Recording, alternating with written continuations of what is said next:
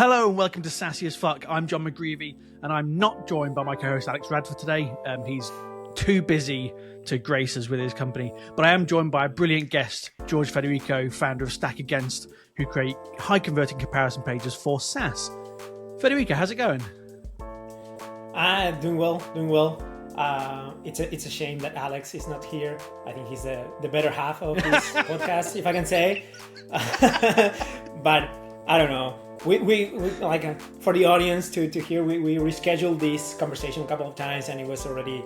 I wouldn't reschedule another time. So let's just do it the way it is, and it's gonna be okay. We don't need him. Well, we kind of do. I nearly didn't press record, and we were just having a nice chat before, and I nearly did. So, in all fairness, we do need Alex, and also we need Alex. Also, he needs to edit it because I will be awful at that as well. But we do miss him. Wish you were here, Alex, and we are ashamed of you for having other things to do today. Yeah, more interesting things to do. Yeah. So how's it going? How's your week going? Yeah, all good. The kids are at home, so there's that. Trying to work around balancing personal life with projects. One of the cool things about what we do, or at least like the people that we tend to imagine when we say copywriters, consultants, like people in the tech space, is that you get some flexibility, some free time to manage that work-life balance. Other than that, just things are going well. This year has been nice to me so far. We have projects coming in. We have new stuff that we're doing at Stack Against, other than the standard comparison pages, which is what people know us for. Okay. But we're still doing that. And just chugging along and having fun. Nice. Okay. Well, we'll get into that shortly about what else you're doing. But that's a very good segue for me, because that's the thing is that I was looking through, obviously researching the guests because I'm a professional, and you've been doing it. You've been a copywriter for nearly 20 years, 2 decades of copywriting. So what was that journey then for you? From you started as a junior 19 or so years ago, more than 19 years ago. Sorry, I don't mean to. Some people remember the pride. Some people are like, oh, that's too long. But to nearly 20 years, you started off as a junior. What was that journey from junior in 2006 through to founding Stack Against in 2020? Stack Against around 2020, I would say, and like late 2020, early 2021. There's no like precise it wasn't foundational stone. Yeah, we didn't cut a ribbon or anything like that. I was doing comparison pages, and suddenly, like in my mind, I said, this needs to be a thing on its own, right? It can't continue to be Federico selling this particular service. It has to be an agency, create a brand around it. So it was like a range of time where we created Stack Against and launched that formally. But I would say around 2020, 2021. Mm-hmm. The whole journey, almost 20 years. You're right. Sorry. And no, yeah. Don't worry. My body keeps reminding me of my age. You don't need to do that. So I'm pretty well aware that I'm already 40. I would say I think it's a nice journey, and it's a good. I think my career in a way represents focusing and at the same time pivoting, which is kind of fun because I talk to copywriters a lot of time, other marketers, designers, like people in our space, and sometimes they have this fear like, oh, what if I niche down, nobody else is going to hire me for anything else, or I'm afraid that I'm going to start saying just comparison pages, and what about the rest? What about my current clients? I'm not doing comparison pages with them. They're all going to drop me. And yes, there's an element to that as you become more and more well known around a specific topic. Yes, chances are you're going to attract more clients trying to get that from you. But at the same time, you do have flexibility and choosing like a niche or niching around a specific deliverable like I did doesn't mean you can offer other services and doing other stuff. And I think my whole career has been kind of like that, because I started as a junior. I was going to college, and I already knew I was going to be a copywriter. I figured when I was 18 years old, I wanted to do advertising. I saw some campaigns, and that like really struck a chord with me. And I said, like, this sounds fun. Like, I want to do that. I was never the artsy kind of type. So I wouldn't be doing art, like Yeah, okay. any high form of art, right? But advertising felt like this creative outlet, but at the same time business oriented. So it was a good compromise. And I got into advertising. I know design wasn't my thing. I'm bad with visuals. So words were my thing. Like I knew how to tell a story. I knew how to write. I had this like started novel when I was 12 that Nice. ended up being like 2 pages, but I I had somehow a chapter knew. once. I had a chapter. Yeah, exactly. And it just it's your own like body trying to tell you you have this inside, and it needs to get out somehow. So I found advertising, and I studied advertising, and then I started working at an agency back in Argentina. One of my like one of my friends from college left the job, and they referred me to kind of like replace them, and that's how I started. And I've always been a copywriter, and I've always been related to marketing. But from that point on to today, there's been a lot of changes and pivots. Like I first was a junior copywriter, and then a mid-level copywriter, and then a senior copywriter, and then I opened my own agency in Argentina. That was an entirely different thing. I learned a lot about like running a business, not just writing the words. Yeah. And then I started getting jobs from abroad because like where I was from in Argentina, the market is really limited. So I started pursuing other opportunities, and that got me into the world of software and tech, because those were the kind of companies that were outsourcing to remote workers. And I really loved the space. And then I became once again just a copywriter, like from business owner to a copywriter. It sounds like a step down, but it's not really. It's just changing your context in a way. Yeah. And then as I started, like that was my first niching down experiment. Like I'm gonna be a copywriter, but just for SaaS. Yeah. And that started working really well. And the more I work with tech companies, I realized that, like there are certain playbooks in SaaS, And the first one that I identified, like this is something that I would do, was Product Hunt, the page, producthunt.com, where you launch products. Yeah, a lot of companies were doing that, and they were like, oh, I want to be on Product Hunt, and I want to be product number one of the day, the week, blah, blah, blah. They had these goals. And I packaged an idea around doing like a done for you Product Hunt launch. Yeah, okay. And that started working. That was pretty like fun for some time.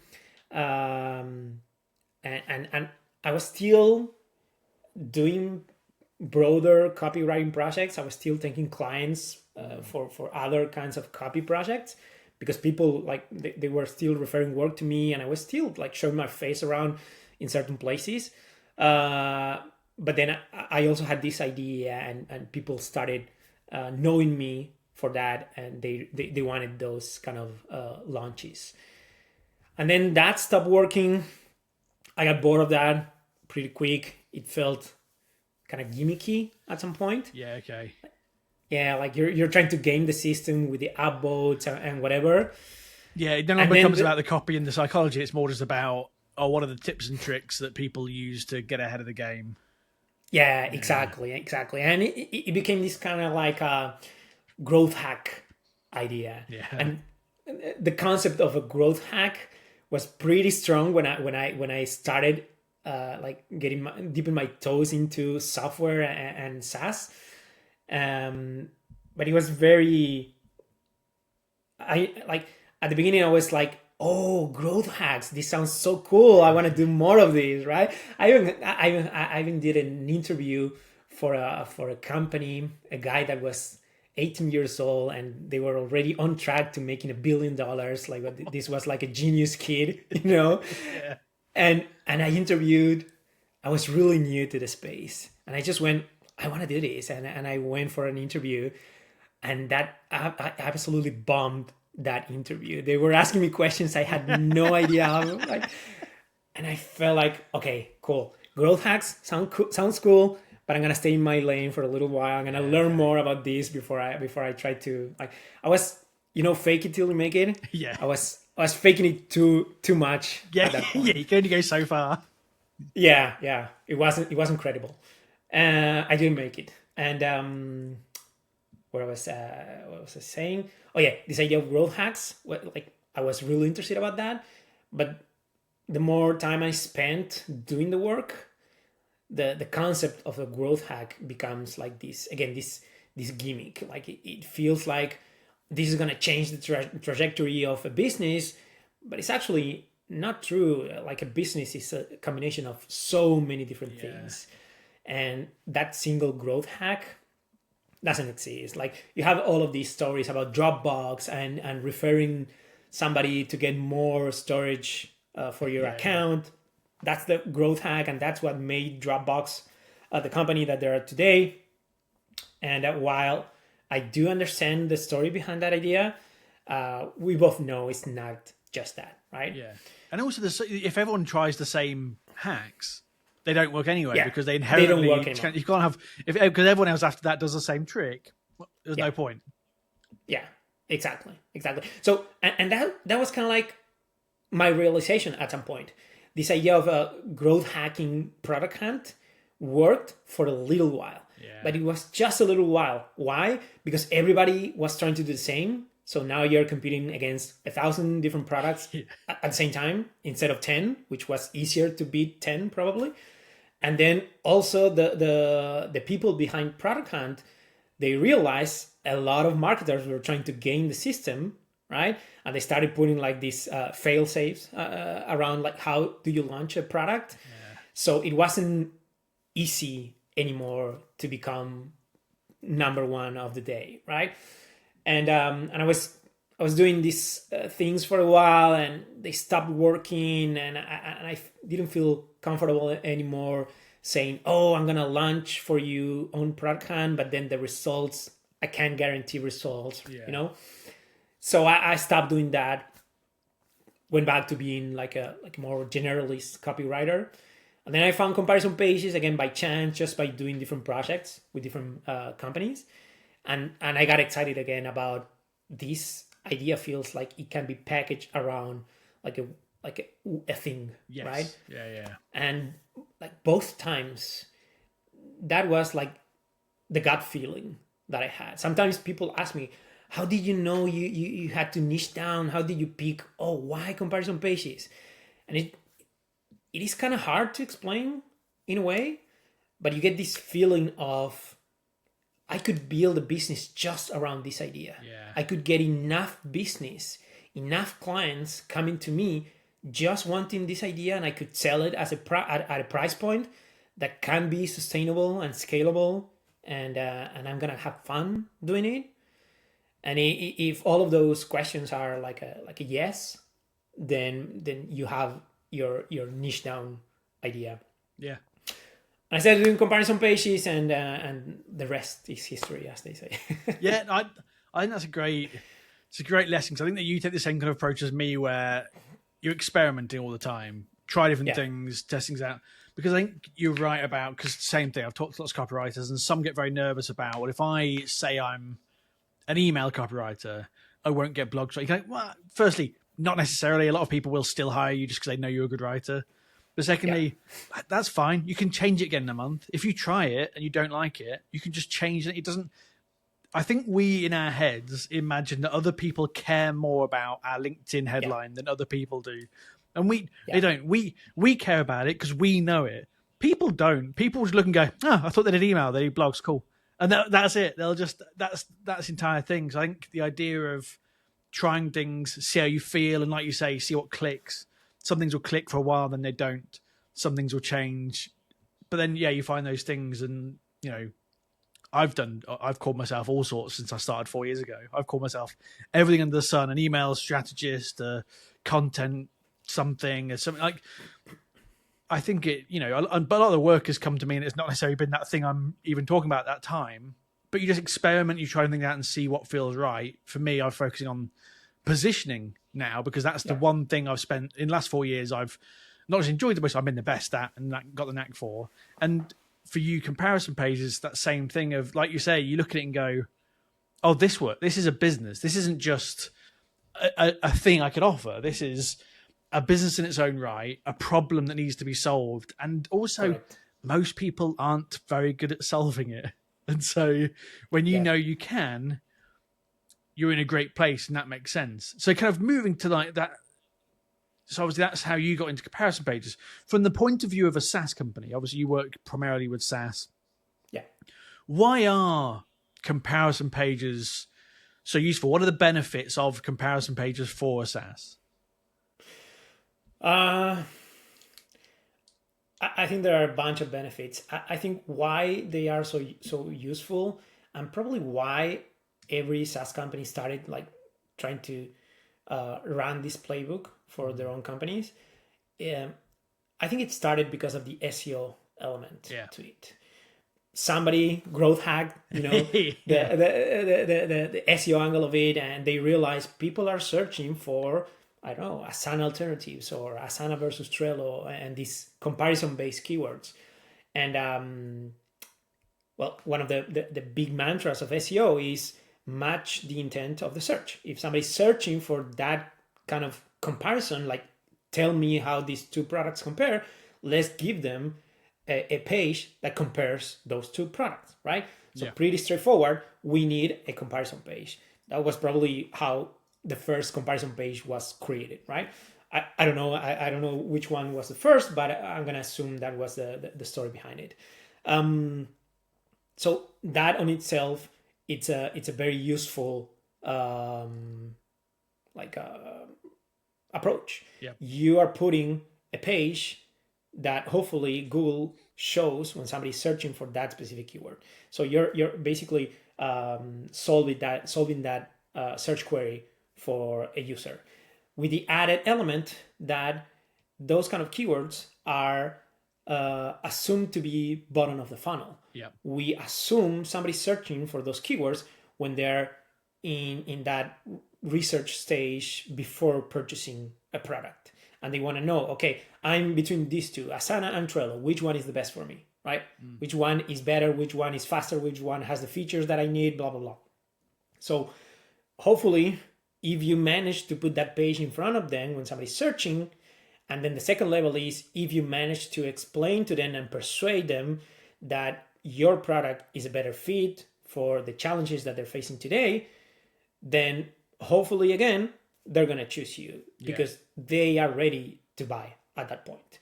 And you're going to get that trial, you're going to get that demo, you're going to get that deal. And that's, like, in a very like brief way, that's what comparison pages do.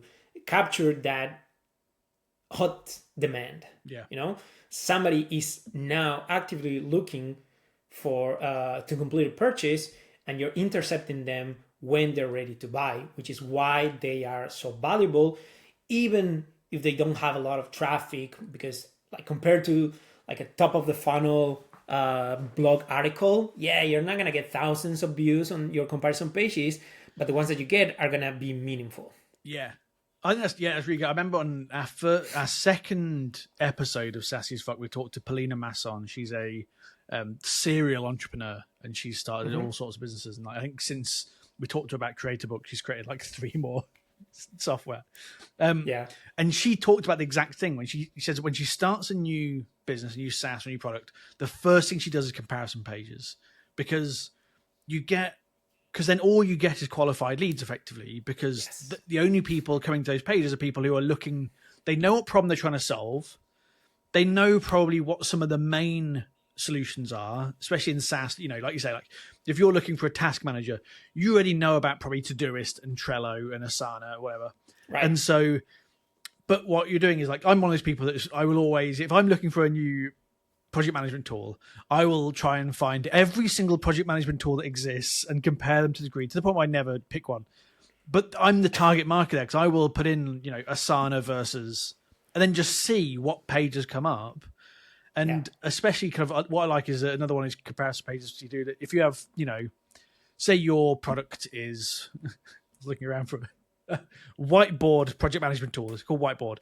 If you do a page that's called, Asana versus Trello versus Whiteboard, you inherently put yourself in the conversation with those two.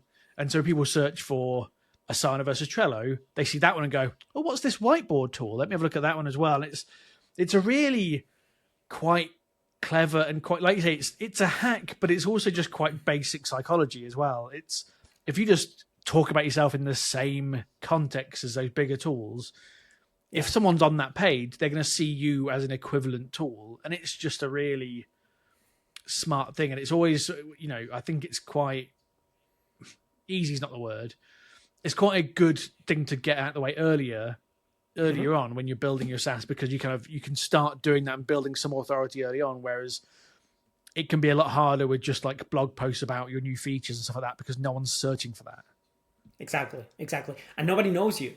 You launch a new product and nobody knows who you are until you spend months or years marketing, right? Yeah. But everybody knows who Asana is. Yeah. So when you're starting from alternatives to Asana because you know about Asana, but you want to explore what else is out there, right? Yeah. And so you search alternatives to Asana, and if you manage to rank a page for that keyword, then boom, you put yourself in the conversation. And as you said, somebody sees that page and the example Asana versus Trello versus Whiteboard, I heard this from Steve Toth.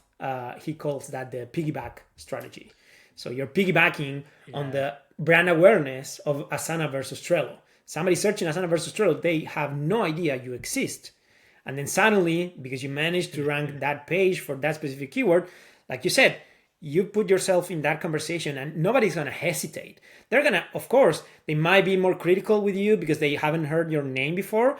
But as soon as they see your name at the same level, Asana, Trello, and these other guys, who are these other guys, right? I haven't heard about them. Let's explore them as well.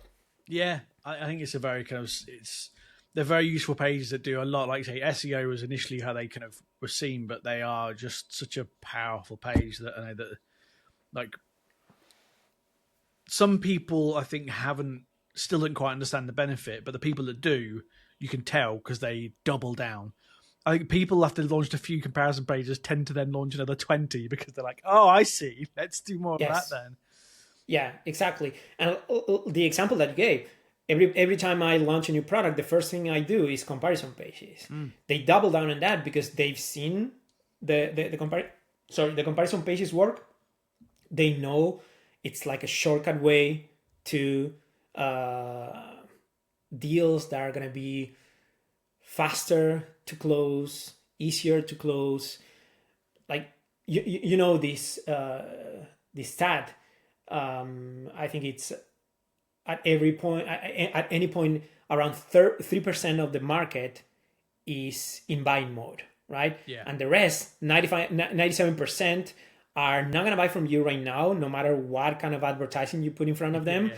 And the game is staying top of mind, because so when they are in shopping mode, they remember about you and they start the evaluation with you in that short list, right? Well, in this case, we're going after that 3%. Yeah. So that's the beauty of comparison pages. We're shortcutting our way to, demand gen versus demand capture, this conversation that is happening on LinkedIn every single day. You're going after the people that want your product or are looking in your category right now. So that's why they're so valuable.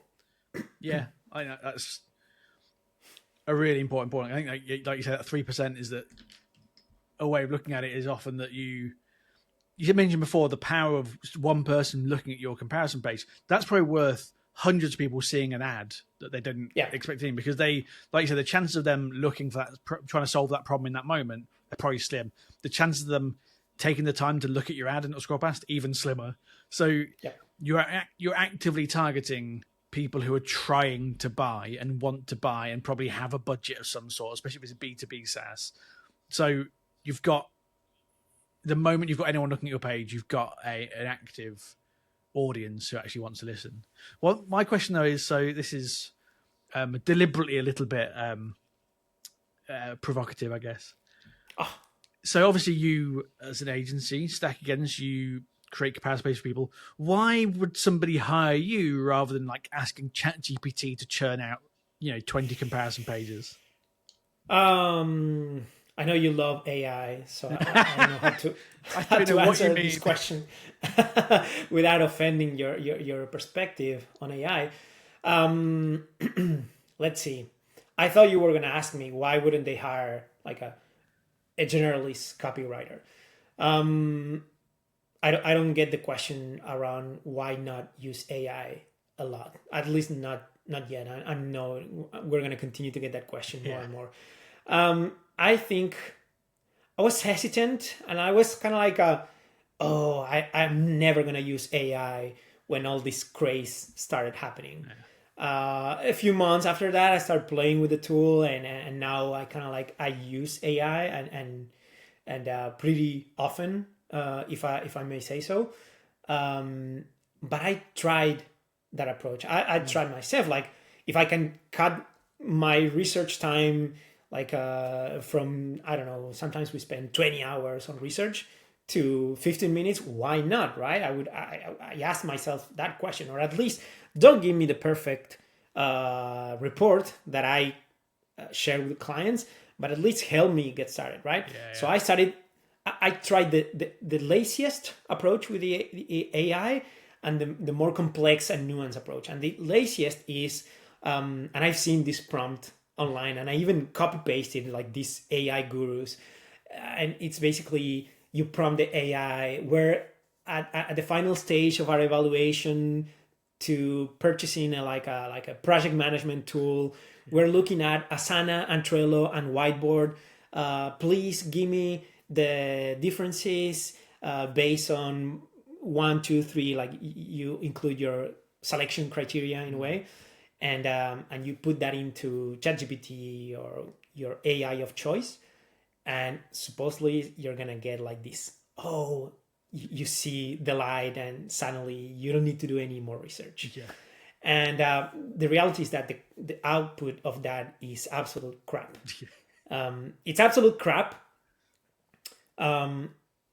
because you don't know what is right, wrong, accurate, inaccurate, a total lie, or actually like based on fact. That's the most complicated thing, because if you doubt 1% of that output, you doubt 100% of the output.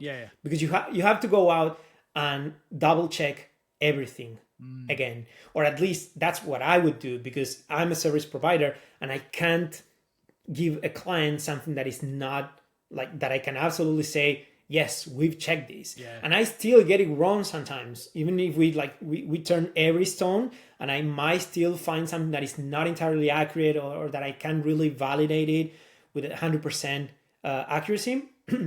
But if that's the case, we tell that to our clients. We found this. How do you feel about that? Can you help us validate this? Have you heard this? Your sellers, are they hearing this as well? And we don't present anything as truth without making sure that is truthful. With AI, a big problem of AI is that it is trying to please you all the time. So it might say, Asana is cheaper. And then you go to Asana pricing page and it's clearly not cheaper.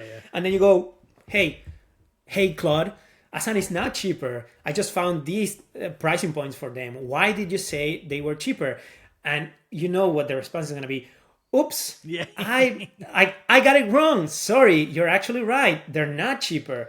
they're the most expensive out of all the options, and this is why. And they just repeat the pricing points that you gave them. Yeah. And it's this game of can I trust you? No, I can't. And then your your foundation is very flimsy Yeah. if you start there. And you always have to start your comparison page with a deep understanding of the products, the offers, the pricing points, the positioning of each product. Otherwise, you don't know what's the story that you need to tell. Don't even get me started on writing actual product comparisons and being specific around this feature versus this feature or whatever. So that's the very lazy approach. Yeah. And AI sucks for that. Perplexity, ChatGPT, Claude, whatever AI you choose, they don't get it right. The more the better AIs are the ones that have a more up-to-date knowledge. Yeah.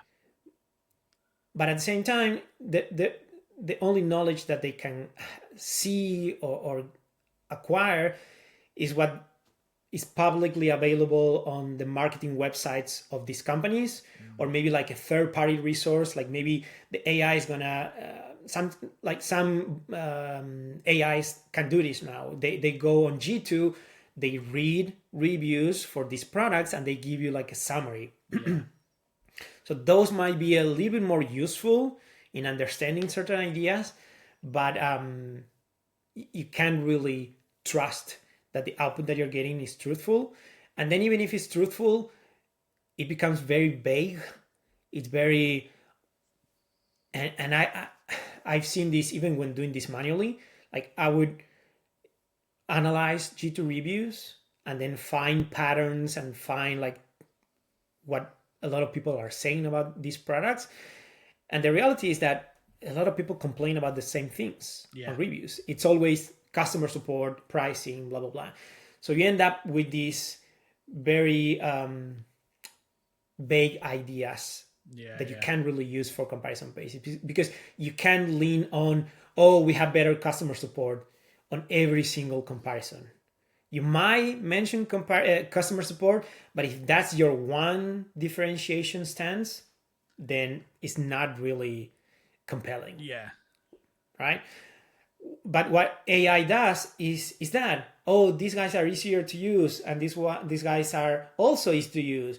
These guys have great customer support. These guys also have great customer support. Like, take a look at these reviews. And even if you ask the AI, give me the sources, like the actual reviews where you got these ideas from, that's a more like nuanced approach to prompting the AI to do this research for you. And yes, it would give you those sources, but it was still all just very vague and very high level. And I want to close with this. I know I've been rambling on this a lot. We like rambles on here. I think the worst thing about relying on AI is that it doesn't have a perspective. I don't know if you've seen Ratatouille, the movie. Yes. Ratatouille. I don't know how to pronounce that. There's this scene where the food critic, Ego, he says to the chef, "You bring the food. I'm gonna bring the perspective." And that kind of like, to me, that I didn't understand that scene when I first saw the movie, and now it makes a lot more sense to me. And it's the fact that I think, again, because AI is built to please you and to give you the answers that you're looking for, it's always going to validate whatever it's on your mind. It's never going to be able to find the story for you. It's not going to find, oh, look at this little gap here, this product gap that nobody's talking about, that it's in your sources because you know your product has it and their product doesn't have it, for example. But nobody's talking about that. Nobody's using that. Nobody's positioning their product around that idea. It's an untapped segment of the market. AI is not going to do that for you, which is unfortunate in a way, but at the same time, it's a blessing because that means I'm not gonna get replaced so fast. First of Yeah, all, and but also because that's what we are supposed to do, right? yeah, And when I say we, I mean people in competitive intelligence, which is the space I'm more and more like growing into, but marketers in general and copywriters. We are marketers, and our job is finding what needs to be said that is going to be compelling to persuade a user or a prospect to choose us over others, yeah. right? That's the fundamental thing about our job. And so I guess it's going to be a sad day when we delegate that to a machine.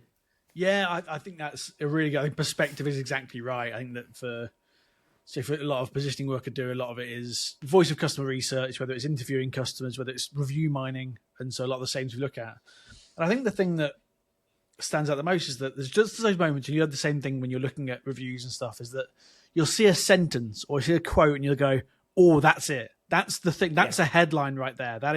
yeah, That's an entire section summed up in beautifully, because normally it's just one sentence where it's a throwaway comment and they just mention a certain benefit or something, and there's a magic to it that you can see from our perspective as writers, as people who we like a good turn of phrase, we like a good yeah, bit of psychology, and we also know it resonates with people, and so you see it and go, oh, that's nice.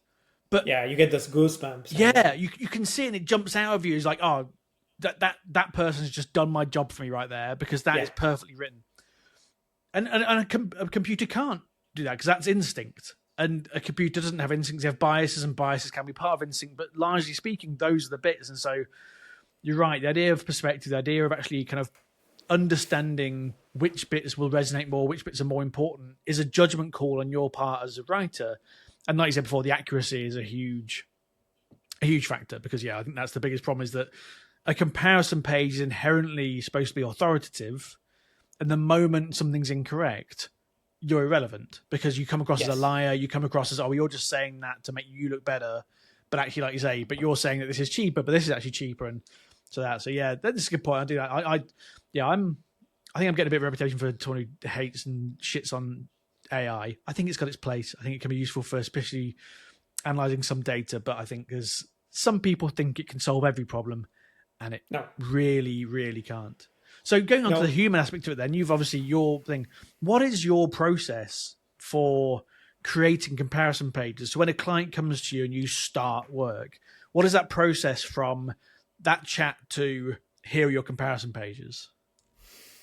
Um, You don't have to give it, if any of this is stuff you don't want to give away for free, feel free to skip over yeah, bits or say piss off. But you're gonna hear from my lawyer after this call, unfortunately. No, we don't hide a lot about our process. I even I share about our process on LinkedIn, kind of like to build my authority around the topic as well. And it's nothing too clever. Like I'm not the smartest guy on the planet. I'm not doing any growth hacks that nobody else knows about. So we basically start internally. We talk to the teams that hire us. More and more, like, I don't want to say we're separating ourselves from the SEO element of comparison pages, but the reality that when we started Stack Against, SEO managers and content teams would come to us for their comparison pages.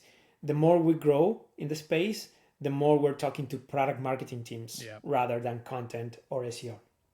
That's kind of like a an evolution of who I'm talking to, and also how I distribute my content. But it's also a testament to comparison pages getting more complex and becoming more nuanced as markets become more competitive, yeah, because it's not just a content problem, it's a positioning problem. How do we want to win versus this competitor, which is not going to be necessarily the same versus this other competitor? So product marketing has a lot to say about that today. So we start there. We talk to the teams that hire us. Most times it's going to be product marketing, but we also talk to sales. because sales, they spend time with customers and they hear like on a daily basis what people are saying about competitors. They help us validate some ideas that we might have, sorry, around product differentiation, positioning. We do a demo with our own clients. We demo their products to really understand what the product is, how it works, the features that it offers, because we're gonna have to compare that to something else. If we don't have that baseline, then we don't even know what to compare or where to start our research. So we do that, and I'm a firm believer that most of your insights around competitive intelligence, like how you compete versus competitors, already lives inside your company. It's just that nobody's tapping into that knowledge, and it's not organized in a nice way where everybody can access to. Some clients that we work with, they do that in a better way. Some clients already use Clue or Crayon, and sometimes they share battle cards with us, and they share like these whole profiles that they have on competitors, which are really great, and they help us do our work faster and better.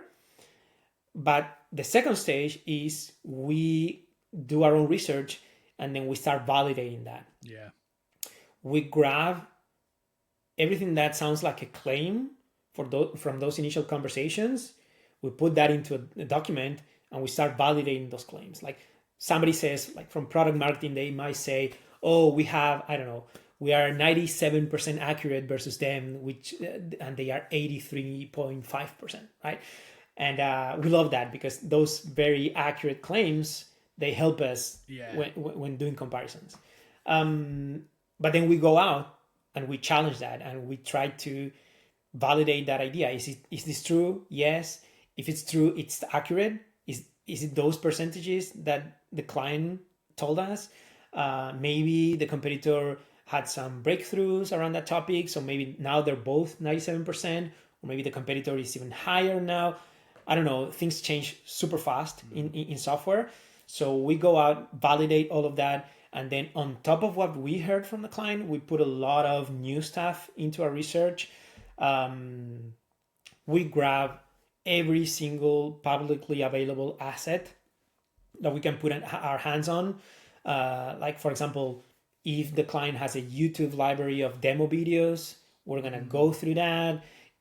Third-party reviews, somebody wrote about that product, G2 reviews, any document that we might find online that might be hidden behind certain layers, but they're not entirely private, like they're accessible, they're publicly available at some point. We do all of that research, and we put that into this research soup that I call, because it's very messy. It's a lot of like different things that you start throwing into a big pot, and it's a pain in the ass going through this process because again, it's very messy. You don't know when to stop until you do, because you've seen so much stuff that in your head you're kind of like this, these movies where you start connecting, like you see the points connecting the threads, and then again this instinct that we just talked about, that gut feeling of this is what we need to say, this is the anchor, this is the one thing that we need to highlight if we want to beat them, right? And once we have that feeling, we stop with the research, we compile everything that we have, and we start putting that into a brief that basically details who's this competitor. And that's because we usually work with product marketing, but a lot of departments take a look at the work that we do. So the brief includes a brief summary of that competitor, who they are, what they do, what's their core offering, their strengths, their weaknesses, why we win versus them, why we lose versus them. And then that's kind of like the research aspect of the brief. And then the second half of that brief is how we're going to structure our page based on all of these that we know. And we come up with a what we call like a hero narrative, which is a combination of something we're great at. We need to be strong Yep. around this aspect. Otherwise, we're marketing something that we're not relevant for. It needs to be something that our customers care about deeply, because otherwise we're selling something that they're not interested in buying, or we're approaching a problem that they don't need solving right now. Yep. And the third element is something our competitor can't match, either because from a product perspective they're not built to do that, or maybe they missed that feature, or even if they have it, it's subpar compared to you, or maybe they're not talking about that Yeah. because their whole position is we're going this way, and now we want to talk about this other stuff on our comparison page. So something we're great at, something our customers care about, something our competitor can't match. If you found one thing that overlaps those three bubbles, then you have your one story. And that is the one story that we want to put on the page. And then we give the client a brief that includes an outline, like of every section of the page. What is it going to be about? It's not copy, but it reads and it feels pretty much like copy. Yeah. And we get together with the client. We discuss these briefs on a call live. We address any inaccuracies, any positioning issues that we need to address. We get feedback from the client. We make sure that once we're aligned on the strategy for each page, then we move on with the copywriting stage. Yeah. And then at that point, it's just a matter of filling in the outline that you already presented to the client. This process allows us to be very precise when writing copy. I came up with this process because, and I'm sure you've been here, and a lot of copywriters hearing, like the thousands of copywriters listening to this podcast, they felt this at some point. You share a draft, and then you start seeing beep, beep, beep, beep, beep, all like the comments from the client. This is not right. We didn't want to say this. Why are we talking about this? This is not accurate. And that's the worst that can happen to you. If you're delivering a copy project, getting a lot of comments in a draft, that sucks. I don't know about you. It ruins my day. I'm like, oh no, I'm just going to turn the computer off then. Exactly. And you might love that client, and you were like, the chemistry with the client was great. The discovery calls were great. They love to work with you, and everything goes great. But then you start hating them immediately. As you start getting all of those like 50 comments in a single Google Doc. I think my record was around 70 comments. And then you hate them. Oh, I don't want to work with them. They're a nemesis anymore. all of a sudden. Yes. And it might be their problem, because sometimes clients can be assholes with the way that they deliver their feedback. But I'm a firm believer that it's a you problem first. You have to control the process to avoid getting to that point. Normally it's expectations being misaligned that kind of creates that problem. Exactly. And the worst thing that can happen to you is that it's not changing a word, because that's easy. But when a client says, this is off brand, or this is not really what we want to say, this is not how we want to be perceived, those comments are the worst, because that means you didn't get the tone of the brief or the project right. You didn't get the story right. You don't really get what the client wants out of this asset. And that probably means you have to go back a step. You can't fix it with copy editing. You have to fix that with, again, talking to the client and what did I get wrong? What is that I'm not getting? And it's just very cumbersome. It's just a pain, and it just creates this friction with clients. And when you get to that stage, you're never gonna work with that client. They're never gonna come back to you. They're also suffering from this experience as well. Clients don't love adding 50 comments to a Google Doc. They wish it would be just 2 or none. They want that too, right? So the way to control that is create a killer brief that is foolproof, that the client says, yes to, and not just, okay, this is approved. Yes, this is exactly what we want to say. And then copywriting becomes the fastest part of the process, the easiest part of the process. And ideally, you just get a couple of comments here and there, and then you're done. And clients love you because they didn't have to, oh, this guy didn't get it. Oh, I'm spending hours reviewing this, you know? So it makes everything easier. Yeah. No, it sounds like a good process. It's yeah, you're right. That it's often with those comments, it's not the copy, it's the foundations, it's the fundamental understanding and the messaging that's wrong. And Yeah. we've all been there, and those are very painful when you're like, oh god, you think. But yeah, you're right. I think it normally is our fault, or we've misunderstood something, or we just didn't have the right conversations earlier on. So that's all valid. Right, we need to kind of. Yeah. I need to wrap up soonish because Alex will kill me for going you. so long. We started when we started like season 2. We're like, right, we're gonna go half an hour interviews, half an hour, and we've not managed it yet. And I think so. We need to try and do it. But the final kind of main question for you is, Yeah.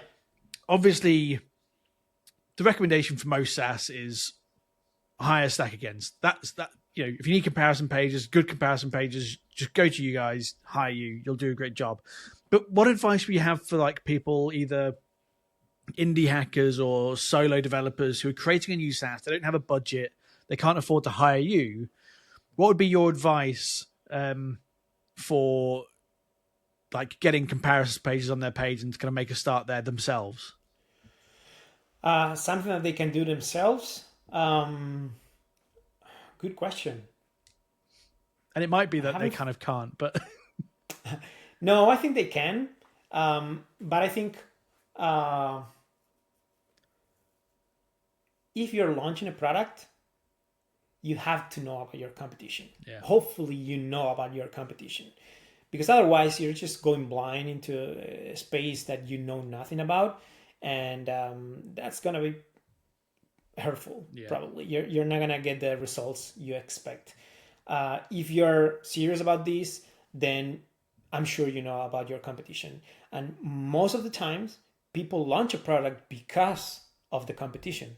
They go, everybody's doing this, but that's not the problem that we want to solve. We want to solve this specific problem.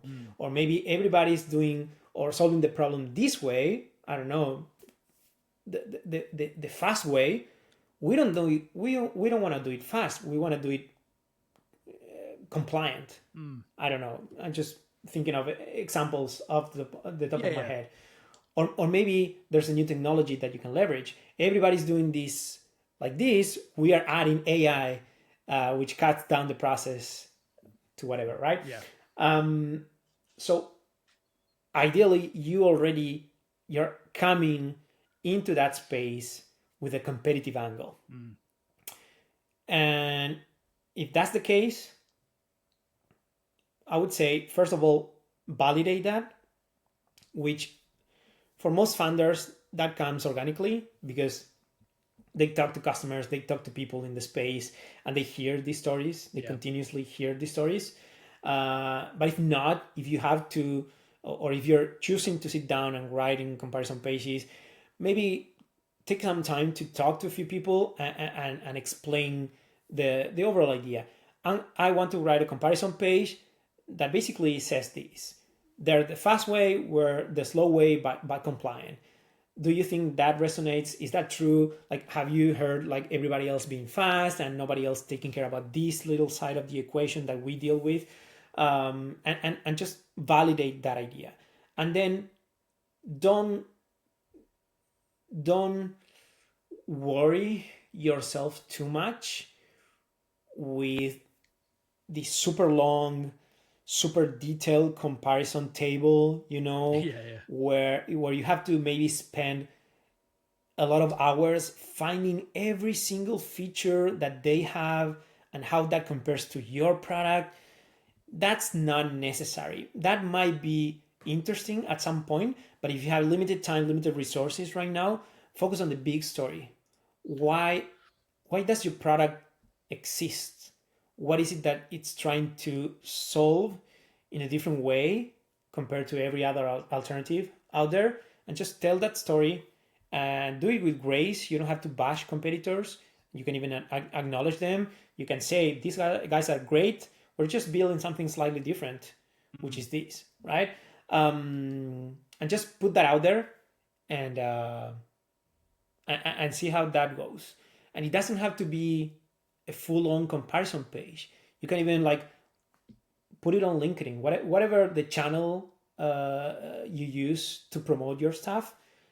Start creating that narrative there. Put a little comparison. Maybe just talk about that little thing that you do that is different, or maybe that specific feature where you think you beat them, or share that overall story of why you're different, and see how people react to that. And people are gonna they're gonna validate that idea for you. They're gonna go in the comments and they're gonna say, oh man, this is exactly right. I was looking for a tool exactly like this because everybody else is doing something different.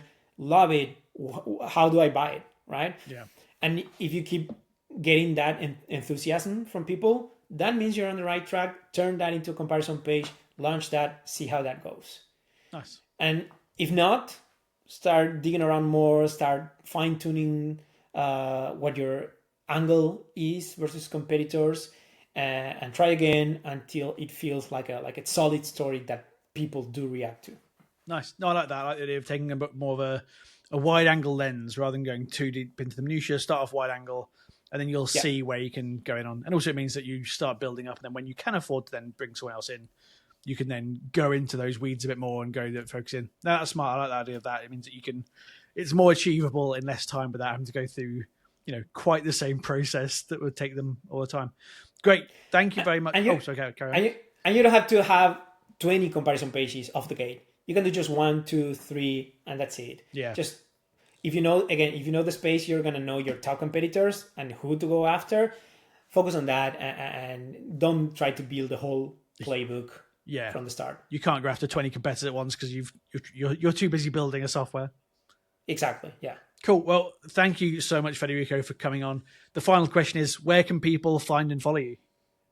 Stackagainst.com and my LinkedIn. Just search for Federico Jorge, my name, I don't know, Stack Against there. You're probably going to find me.